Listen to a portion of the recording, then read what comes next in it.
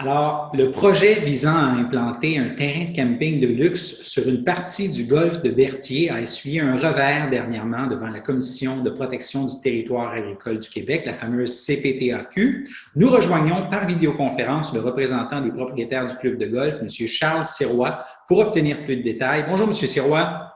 Bonjour, c'est Guy. Pouvez-vous d'abord rappeler, là, pour ceux qui connaissent peu le dossier, quel est ce projet et comment il a cheminé là, jusqu'à la récente audience devant la CPTAQ? Oui, voici depuis 2016 que ce projet est en démarche auprès de la CPTAQ. On a essuyé à date 2 refus de la CPTAQ après avoir vraiment fait tous nos devoirs et après avoir obtenu l'assentiment général de l'ensemble des intervenants dans ce dossier-là. La seule personne qui n'accepte pas notre projet, c'est la CPTAQ, qui a malheureusement le droit de décider. Et pouvez-vous l'expliquer un peu le projet là, pour ceux qui le connaissent peu? Je l'ai résumé rapidement tantôt, mais peut-être expliquer un peu plus de quoi ça aurait l'air. Là. D'accord. Alors, on a un golf présentement qui occupe une partie d'un terrain global qui mesure 115 hectares. Et on demande la permission de faire un camping de luxe dans 48 hectares, sur une superficie de 48 hectares située directement au centre du club de golf.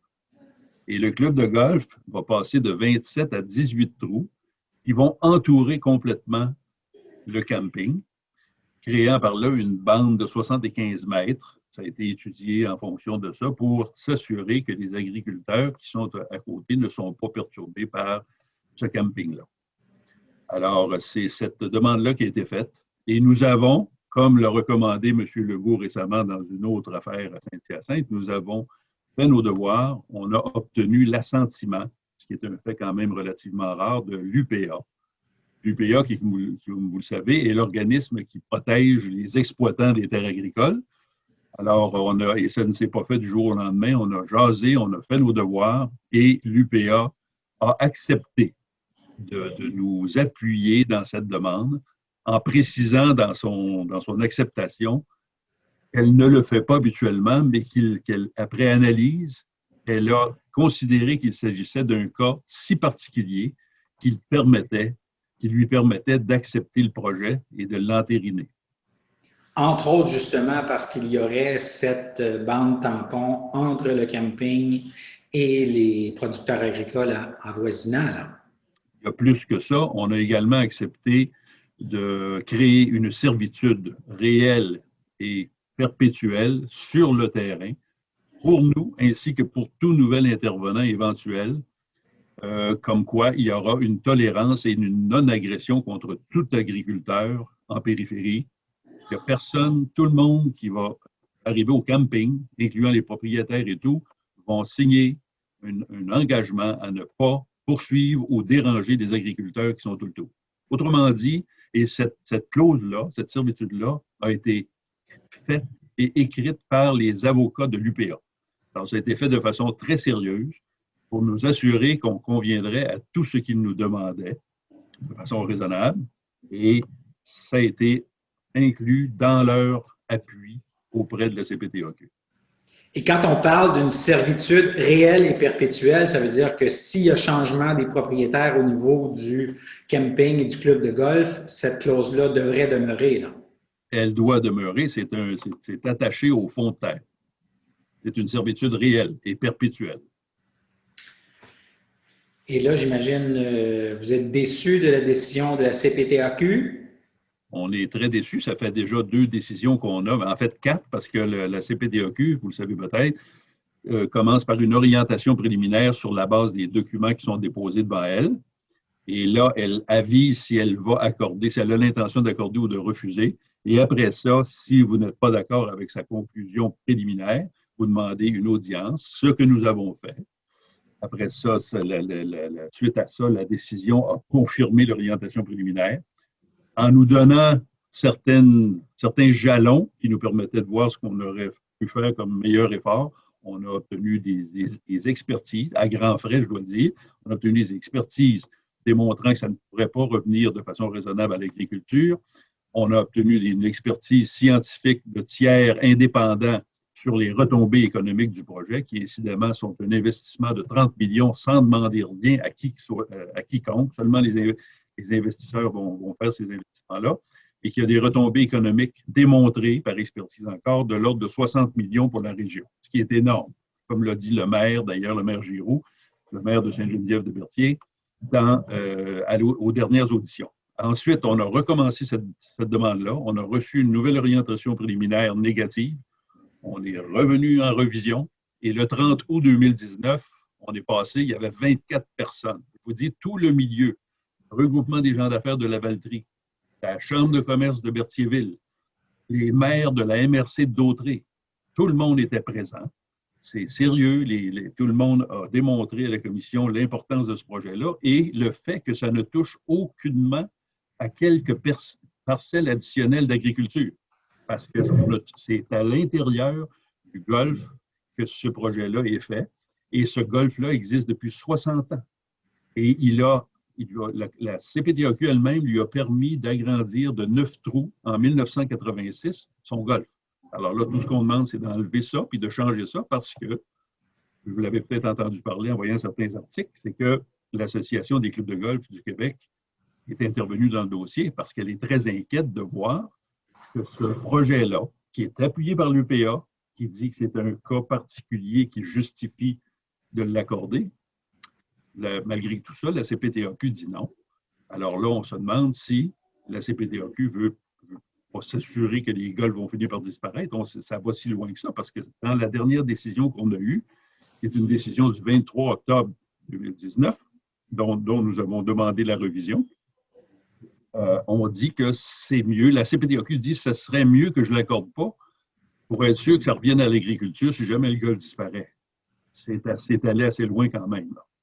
Alors, dans les décisions de la CPTAQ, le principal élément, c'est l'effet d'entraînement, la crainte de l'effet d'entraînement. Mais je dois vous dire que si un juge, devant une preuve qui était faite, une preuve particulière, parce qu'il faut toujours regarder la preuve et que les tribunaux quasi-administratifs doivent juger sur la base de la preuve qui est faite devant eux, si un juge, par exemple, refusait d'acquitter un meurtrier en disant « je vais peut-être avoir un effet d'entraînement », puis tout le monde va vouloir se faire acquitter sans écouter la preuve qui est faite, puis si la preuve démontre que ce n'est pas un meurtrier, bien le juge il va dire « vous n'êtes pas un meurtrier, je vous acquitte ». Alors là, la CPTAQ a un cas particulier, vraiment ficelé, où il n'y a aucune objection, ça ne touche pas le territoire agricole, ça a des retombées économiques énormes, on le refuse. Alors, ça nous a poussé à faire une enquête où on a découvert que depuis 2012, la CPTAQ a refusé toutes les demandes de golf pour se transformer, pour s'améliorer, pour créer des synergies et sauver en même temps les entreprises. Donc, les gens actifs et positifs qui font des investissements sans demander rien au gouvernement sont bloqués par des décisions dont seule la CPTAQ a la raison. Et là, donc, vous avez demandé une nouvelle révision. Et quand la décision en révision pourrait-elle être connue? On attend ça dans les prochaines semaines. On a passé le 23 octobre dernier, le 23 septembre en révision par Zoom et on a donné nos arguments. Et là, la commissaire, c'est une commissaire, Mme Montour, qui a ça en délibéré et qui doit rendre sa décision, on nous dit, dans les prochaines semaines. En général, ça prend quelques semaines. Là. On ne s'attend pas beaucoup à une décision avant décembre, malheureusement, puis on espère, on se croise les doigts parce qu'il y a une incrédulité, une incompréhension totale de notre part. On ne comprend pas qu'un projet tant porteur et appuyé par l'ensemble des intervenants soit refusé. Là, le golf a déjà été converti, je crois, de 27 à 18 trous, là. Bien, c'est-à-dire qu'on a commencé certains travaux. Et puis, je peux vous dire qu'il y a beaucoup d'investissements qui ont été faits à date parce qu'on était sûr que ça se ferait bien compte tenu de tout ce qui avait été monté comme dossier. Alors, il y a effectivement certains travaux qui sont faits, mais pas complètement parce qu'on ne peut pas faire les travaux totaux tant qu'on n'a pas la permission de la CPTAQ. Mais les autres trous qui existaient avant, sont encore existants pour l'instant, c'est juste qu'ils ne sont pas exploités dans la dernière saison? C'est ça. Et là, est-ce que le golf est en difficulté financière sans ce projet? Non, ça, je veux bien c'est sûr que le golf n'est pas ce qu'il était, malgré que cet été, c'est un effet agréable de la pandémie, appelons-le comme ça. Les gens n'avaient probablement que ça à faire, donc ça a été une bonne année cette année pour le golf. Par ailleurs, c'est sûr que ce n'est pas le Klondike, comme on dit en bon français. Par ailleurs, ça va quand même relativement bien et il n'est pas question que ce golf-là ferme. D'ailleurs, la municipalité a entériné notre demande parce que c'est un des joyaux de la municipalité et le maire l'a bien dit qu'il va supporter le golf et les propriétaires actuels ne fermeront pas le golf si ce projet-là n'est pas accepté. Ça va rester en golf. Donc, au niveau du territoire agricole, qu'est-ce qu'on gagne ou qu'on perde, ça va rester pareil, puis il n'y aura pas d'agriculture là-dessus. C'est ça que vous avez quand même évoqué, que pour ceux qui ont passé dans le coin, le stationnement a souvent été pas mal plein cet été, du moins assez occupé. En termes de nombre de rondes de golf, c'est une bonne année, là, si on fait un bilan rendu à la mi-octobre, la saison 2020. Oui, la saison était bonne. Il y a des gens qui, n'allant pas aux États-Unis durant leurs vacances, tout ça, ont joué plus au golf cette année. Voilà. Ça, c'est sûr que cette année, ça n'a pas été mauvais. Maintenant, il n'y aura pas toujours une pandémie, mais tant qu'elle dure, on n'espère pas que ça dure trop longtemps, mais tant qu'elle dure, ça devrait se maintenir. Mais en plus de ça, c'est que si on avait un camping, parce qu'on parle de synergie, d'une offre différente, autrement dit, d'une action positive pour créer du bénéfice économique pour tout le monde sans déranger personne. C'est ça qui est... Et parce que quand vous dites les gens ne vont pas aux États-Unis, bien, c'est la même chose pour le camping, dans le fond.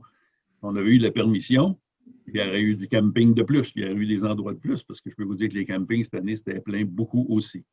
Ça, on le sait. Donc, vous dites la santé financière du club est somme toute bonne, il n'y a pas de risque de fermeture si jamais la CPTAQ ne change pas d'avis. Et vous entrevoyez quand même la prochaine saison là, d'un bon œil. C'est-à-dire qu'on espère qu'elle sera bonne, mais de façon pratique. Je ne veux pas qu'on oublie l'idée que la permission qu'on demande est une façon d'améliorer le sort du golf, tout en ne dérangeant pas personne, pour créer une diversification dans l'offre. Autrement dit, normalement, le golf n'existe pas sans le camping et le camping n'existe pas sans le golf. Autrement dit, c'est une chose qui est faite, une initiative qui est prise pour permettre aux gens d'avoir deux entreprises plus viables et qui rendent le service à tous. Donc, on va attendre cette décision. D'autres choses que vous voulez ajouter en terminant? Je pense que j'ai pas mal tout dit. En tout cas, je l'espère, mais je pense que oui. Et je veux simplement vous dire que je m'appelle Guy Sirois et non pas Charles. Parce que vous m'avez présenté comme Charles. Oh, désolé. Oui, le fameux Charles Sirois. Oui, d'accord. Guy Sirois. Désolé, oui. M. Sirois. Merci d'avoir pris le temps de nous parler. Et s'il y a des développements, là, dès que vous aurez la décision, n'hésitez pas à nous faire signe là, pour qu'on puisse tenir au courant nos auditeurs qui, bien sûr, se demandent qu'est-ce qui va arriver avec leur terrain de golf. Oui, je vous remercie.